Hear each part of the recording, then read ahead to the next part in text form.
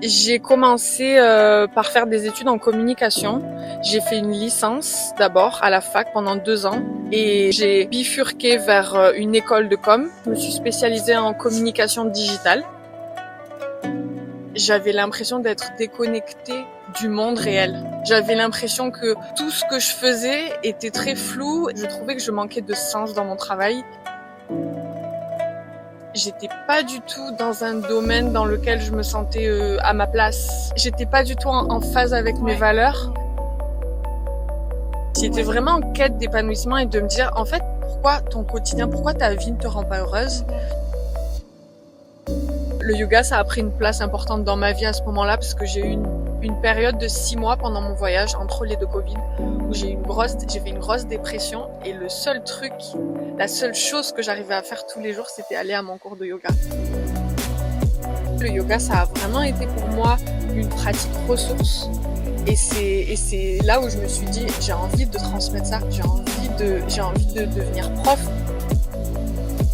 Il y a vraiment eu un espèce de tremplin pour moi et après ça, j'ai vraiment eu le sentiment de connecter beaucoup plus à moi-même, de faire de meilleures rencontres, de vraiment me sentir mieux dans mon voyage.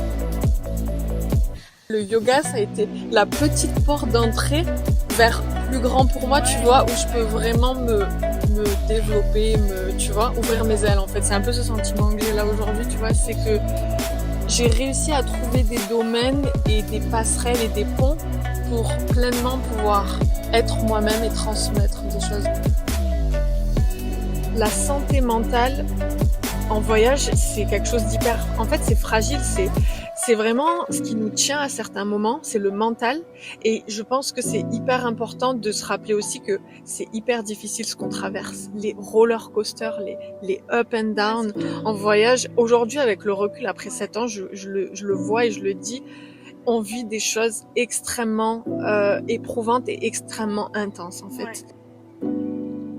Et rappelez-vous que tout est éphémère, il y a rien de définitif, c'est des transitions. N'importe quel moment, même le plus difficile, il aura une fin. Et en fait, c'est vraiment des fois des messages et des signes pour laisser de la place pour d'autres choses. La vie, c'est des hauts, des bas, des moments de questionnement, de doute, mais on s'en sort toujours, on arrive toujours à ressortir la tête de l'eau.